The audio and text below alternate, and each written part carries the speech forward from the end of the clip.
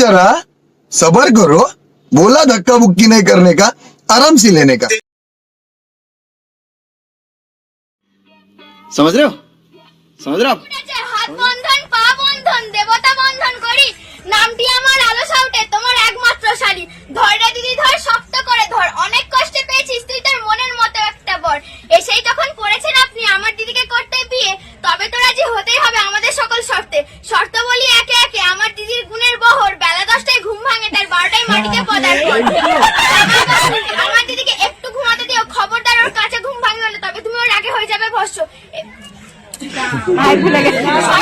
আমার দিদি লেট